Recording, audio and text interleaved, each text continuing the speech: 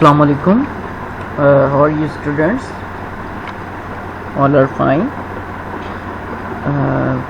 बेटा जो हमारा लेक्चर है ये आलमोस्ट लास्ट ही लेक्चर है या एक लेक्चर इसके बाद भी होगा, तो आपका जो सिलेबस है वो कंप्लीट हो गया है, ठीक है ना।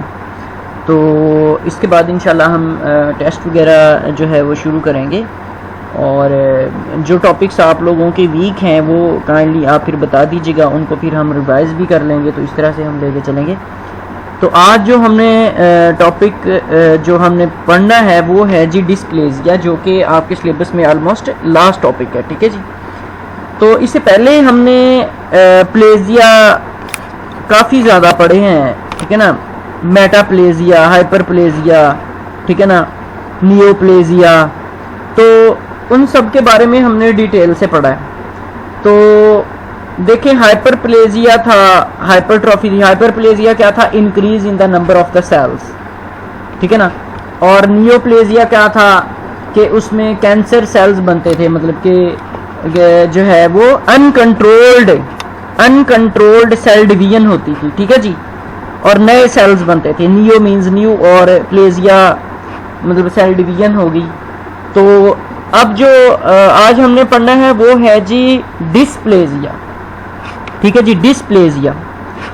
तो डिस्प्लेजिया की जानब हम चलते हैं। डिस्प्लेजिया क्या है? डिस्प्लेजिया में ये होगा कि जो सेल्स की जो फॉर्म है, जो सेल्स की जो शेप है, जो अरेंजमेंट्स है सेल्स की ना, वो चेंज हो जाएगी, ठीक है जी।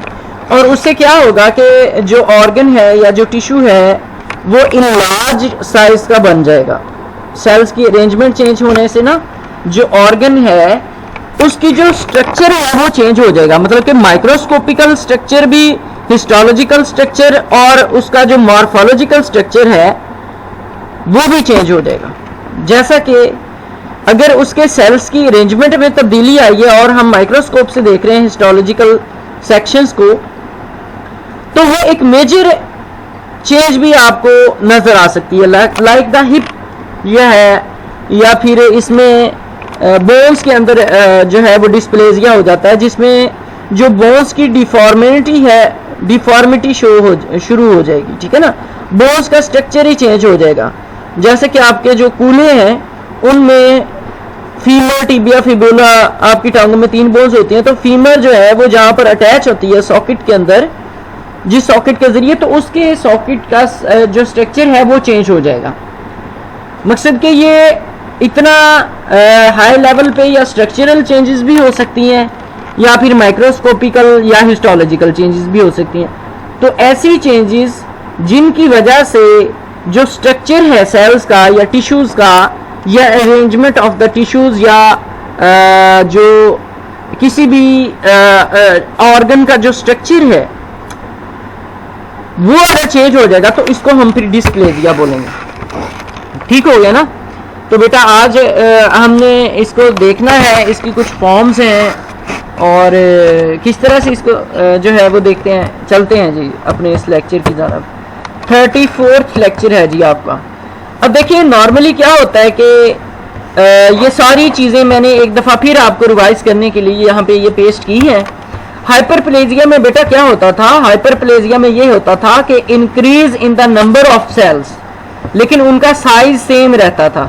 ये देखे ना, ये 4, 8, 12, 14, मतलब कि अगर increase in the number of cells हो जाएगा तो उसको हम कहेंगे हाइपरप्लेजिया। और एट्रोफी में क्या होता था? Decrease in the size of the cell. ये है आपके नॉर्मल सेल्स। अगर नॉर्मल सेल्स का साइज डिक्रीज हो जाएगा तो एट्रोफी, अगर नॉर्मल सेल्स का साइज नंबर इंक्रीज हो जाएगा तो हाइपरप्लेजिया, ठीक है ना। और अगर उनकी स्ट्रक्चरल चेंजेस आ जाएंगी, ठीक है ना। मेटाप्लेजिया क्या था कि अगर एक तरह की जो सेल्स की अरेंजमेंट है वो अगर चेंज होकर दूसरी तरह की सेल्स की अरेंजमेंट बन जाए तो इसको हम मेटाप्लेजिया कहते थे, ठीक है ना। जैसे कि सिंपल स्क्वैमस जो है वो कलमनर में चेंज हो जाती थी, ठीक है ना, सिगरेट पीने वाले लोगों की, तो ये मेटाप्लेजिया है। अच्छा, अगर सेल्स का साइज इंक्रीज होगा लेकिन तादाद उनकी वही रहेगी, लेकिन 4 थे तो यहाँ भी 4 ही हैं, तो ये क्या कहलाता था? हाइपरट्रॉफी कहलाता था, ठीक है ना। ठीक हो गया। अब फिर मेटाप्लेजिया था, अब है जी डिस्प्लेजिया। डिस्प्लेजिया में ये देखें सेल्स जो है ना, कोई बड़ा है तो कोई बहुत ही छोटा है, कोई उससे ज्यादा बड़ा होगा, कोई मतलब कि कोई तरतीब नहीं है, जिसको कहते हैं ना कि बेढंगे सेल्स, ना छोटे की तमीज है ना बड़े बड़ा छोटा, ठीक है ना, मतलब कि कोई अरेंजमेंट नहीं है। तो ऐसी सारी ऐसी कंडीशन जिसमें सेल्स की कोई अरेंजमेंट ही नहीं होगी, कोई बड़ा कोई छोटा, ठीक है ना, इससे ऑर्गन का साइज भी बढ़ जाएगा, टिश्यूज का साइज भी बढ़ जाएगा, तो इसको फिर हम क्या कहेंगे, डिस्प्लेजिया, जो आज हमने डिस्कस करना है। इससे पहले हमने हाइपरप्लेजिया डिस्कस किया हुआ, एट्रोफी डिस्कस किया हुआ, मेटाप्लेजिया, हाइपरट्रॉफी, ठीक है ना, ये सारी चीजें जो है हमने डिस्कस की हुई हैं। तो डिस्प्लेजिया की आई होप कि आप लोगों को समझ आ गई है। चलें इसकी डेफिनेशन की जानब चलते हैं। So dysplasia is a condition marked by abnormal cells. देखो ना, अबनॉर्मल सेल्स है ना, ये अभी हमने देखा है कि ये बिल्कुल ही अबनॉर्मल है सेल्स, ये वाले ना, इनमें ये अगर इसका साइज इस तरह से है, इसका साइज ऐसे है, ये छोटा है, ये तकूना, कोई किस तरह का, कोई किस तरह का, तो अबनॉर्मल सेल्स को हम डिस्प्लेजिया कहेंगे। और इससे क्या होगा कि जो टिश्यूज का साइज है वो बढ़ जाएगा, या फिर जो प्रिकर्सर सेल्स हैं उनका साइज जो है वो बढ़ जाएगा। ठीक हो गया। So dysplasia is any of various type of abnormal growth. इसमें डिफरेंट तरह की जो है अबनॉर्मल ग्रोथ हो सकती है, या फिर अबनॉर्मल डेवलपमेंट हो सकती है सेल्स की या फिर ऑर्गन्स की। तो डिस्प्लेजिया में क्या है, इसमें various type of abnormal growth and development of the cells and या ऑर्गन्स हो जाएगी। ठीक है ना। तीसरी इसमें बात देखें, abnormal histology or anatomical structure presumably resulting from such growth. ठीक है ना। अबनॉर्मल हिस्टोलॉजिकल स्ट्रक्चर भी आ सकता है, एनाटॉमिकल स्ट्रक्चर भी आ सकता है, और इससे फिर जो ग्रोथ है इसमें भी प्रॉब्लम्स जो है वो आ सकते हैं। डिस्प्लेजिया की अगेन एक मैंने पिक्चर भी यहाँ पे पेस्ट की हुई है, और डेफिनेशन भी है कि ये ऐसी कंडीशन है जिसमें अबनॉर्मल सेल्स होंगे जो कि इन लार्ज टिश्यू या फिर प्रिकर्सर सेल्स की तरफ देखे जाएंगे। तो ये बेटा देखें स्टेजेस हैं इसमें। सबसे पहले ये नॉर्मल सेल्स हैं, फिर उसके बाद क्या है कि इनकी तादाद बढ़ गई है तो फिर ये हाइपरप्लेजिया हो जाएंगे। हाँ, हाइपरप्लेजिया हो जाएंगे। हाइपरप्लेजिया के बाद अगर इनकी मतलब के डीरेंजमेंट हो जाएगी, ठीक है ना। डीरेंजमेंट से क्या मुराद है कि इनकी शक्ल सूरत अगर चेंज हो जाएगी तो फिर ये डिस्प्लेजिया कहलाएंगे। असल में डिस्प्लेजिया जो है ये, इसको हम इन सिचू कंडीशन ऑफ कैंसर भी कहते हैं, मतलब कि प्री कैंसरस स्टेज भी कहते हैं इसको। कैंसर से पहले वाली जो स्टेज है वो भी हम इसको बोलते हैं डिस्प्लेजिया में। तो इसके बाद फिर जो अगली स्टेज आएगी वो आएगी कैंसर। ठीक है ना। So normal cells, hyperplasia and then dysplasia, और उसके बाद फिर बेटा कैंसर आ जाएगा। ठीक है ना। ये देखिए ये नॉर्मल सेल्स हैं, फिर नॉर्मल सेल्स के बाद ये थोड़ी सी, ये देखें इनकी अगर तरतीब चेंज होती है, इनका स्ट्रक्चर चेंज होता है, मॉर्फोलॉजी चेंज होती है, हिस्टोलॉजी चेंज होती है, then it will call the mild dysplasia. After that mild, when it become some severe in condition, so it will call the moderate dysplasia. And moderate dysplasia, if dysplasia continues to occurring, then the total arrangement of the cells will be changed from the original normal arrangement. So this condition will be named as severe dysplasia. So you can see here the four pictures about the normal cells, mild dysplasia, moderate dysplasia, and then severe dysplasia. So let's talk about the microscopic scales. On microscopic scale, which changes, which deformities of the cells or tissues are seen? So we can discuss here into the 3 points. Like first is epithelial dysplasia, second is myelodysplastic syndrome, and third is fibrous dysplasia of the bone. So first of all, I will talk about the epithelial dysplasia. So epithelial dysplasia, what is epithelial dysplasia? Epithelial dysplasia consists of an expansion of the immature cells. It's the expansion of the immature cells with corresponding decrease in the number of the location of the mature cells. So epithelial dysplasia क्या है जी? ये immature cells की expansion है जिसकी वजह से उनकी तादाद भी कम हो जाएगी और जो mature cells हैं वो उनकी लोकेशन पे जो mature cells थे जहाँ पे पहले उनकी जगह पे immature cells आ जाएंगे, ठीक है ना? तो mature cells खत्म हो जाएंगी, immatures और newly formed cells आ जाएंगे और इस कंडीशन को हम epithelial dysplasia कहते हैं. Epithelial dysplasia is often indicative of an early neoplastic process. So as I already discussed with you that it's the pericancerous stage. So it's the second last stage. I think the stage just before the cancerous stage. So dysplasia is often indicative of early neoplastic process. So the term dysplasia is typically used when the cellular abnormalities is restricted to originating tissues, as in case of early in situ neoplasm. तो जो dysplasia की term है वो कह रहा है कि वो हम नॉर्मली इस वक्त बोलते हैं जब जो सेलुलर अबनॉर्मलिटीज हैं वो ओरिजिनेटिंग टिश्यूज जो हैं उनके साथ रिस्ट्रिक्टेड होंगी. मतलब कि ओरिजिनेटिंग टिश्यूज से क्या मुराद है कि जो परिकर्सल सेल्स हैं, ठीक है ना, जो शुरू में बनते हैं. So dysplasia in which the cell matures and differentiations are delayed. ऐसी कंडीशन जिसमें जो सेल्स हैं ना तो वो मैच्योर हो सकेंगे सही से और ना ही वो डिफरेंशिएट हो सकेंगे. तो इससे क्या होगा? Can constructed with the metaplasia. तो इस कंडीशन को हम फिर क्या कहेंगे? मेटाप्लेजिया कहेंगे. मेटाप्लेजिया में क्या है?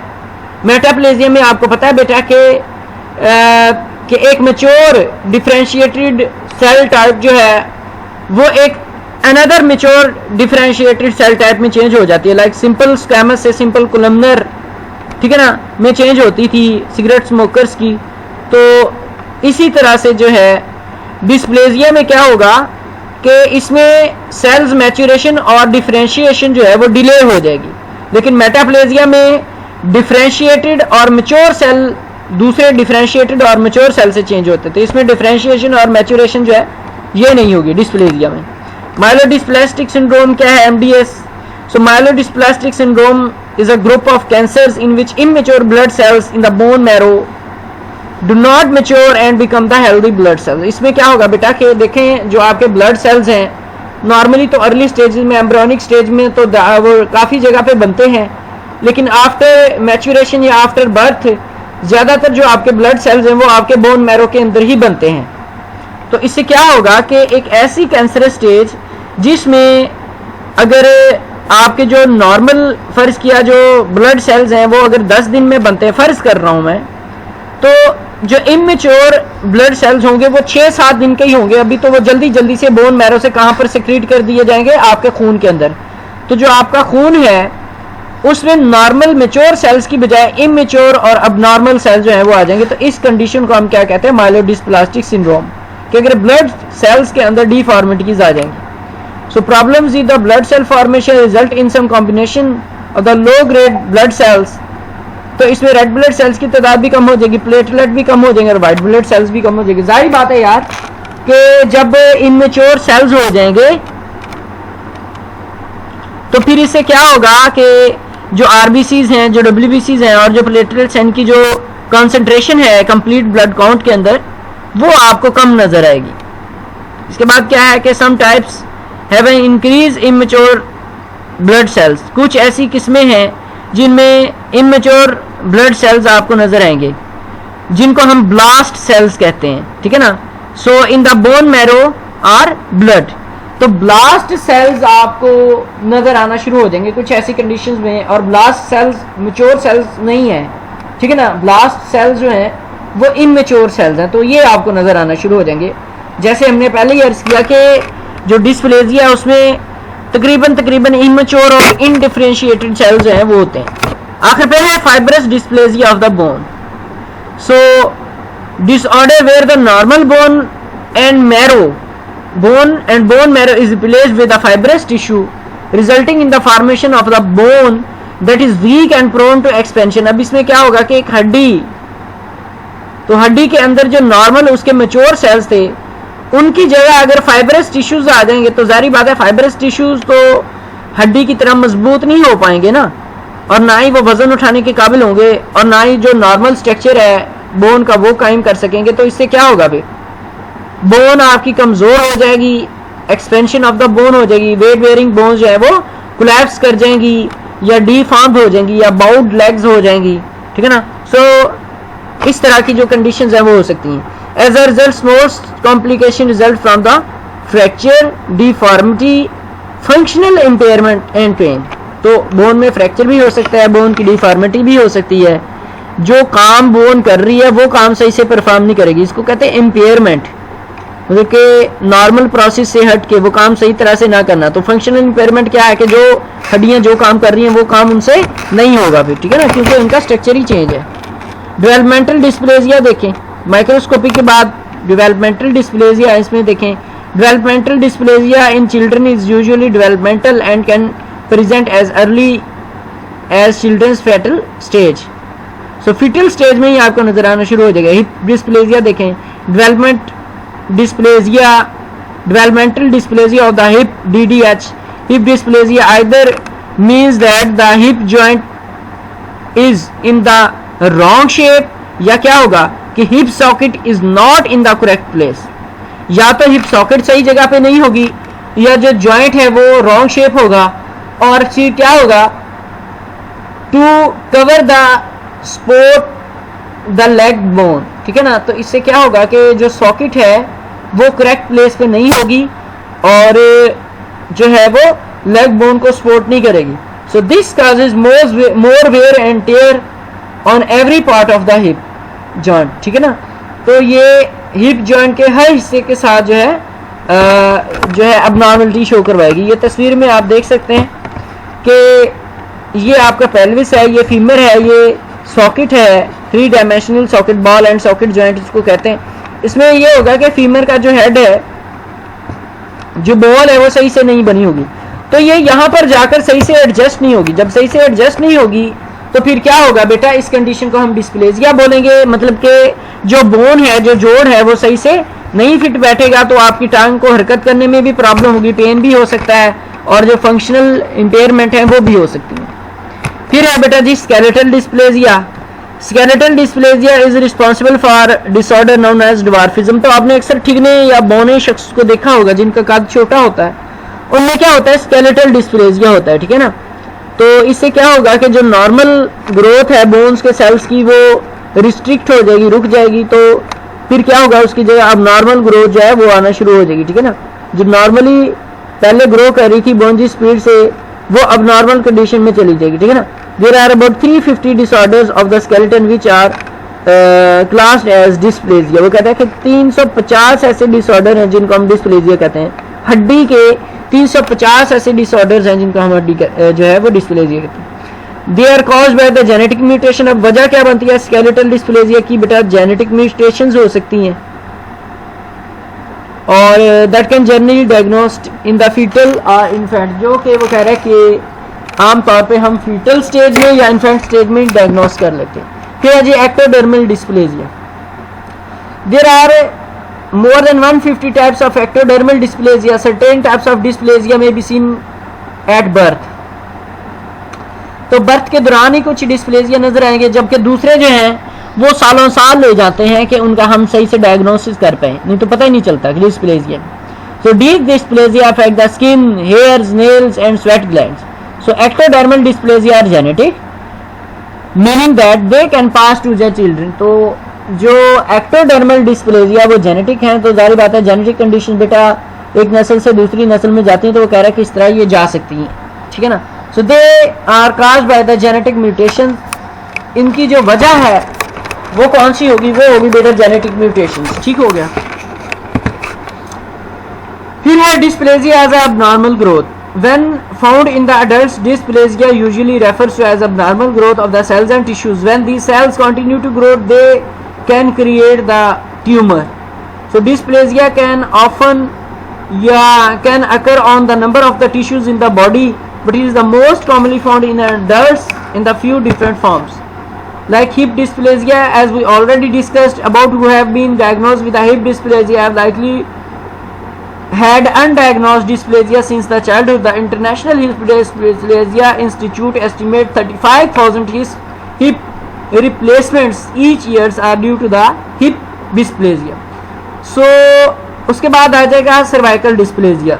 सर्विक्स में क्या है कि cervical dysplasia gets the name from the abnormal cells on the surface of the cervix. तो जो सर्विक्स है उसकी सरफेस के ऊपर अगर सेल्स की अबनॉर्मल ग्रोथ आ जाएगी तो इसको हम सर्वाइकल डिस्प्लेजिया कहते हैं. इसकी दो कैटेगरीज हैं, लो ग्रेड सर्वाइकल डिस्प्लेजिया और हाई ग्रेड सर्वाइकल डिस्प्लेजिया. इसमें जो लो ग्रेड सर्वाइकल डिस्प्लेजिया वो प्रोग्रेस करता है स्लोली और वो नॉर्मल या बेटर कंडीशंस की तरफ जा सकता है, जबकि जो हाई ग्रेड सर्वाइकल डिस्प्लेजिया है वो सर्वाइकल कैंसर की जानब जो है वो लेके जाएगा, वो नॉर्मल ग्रोथ की तरफ लेकर नहीं जाएगा. तो ये बेटा आप देख सकते हैं, ये यूट्रस सर्विक्स है.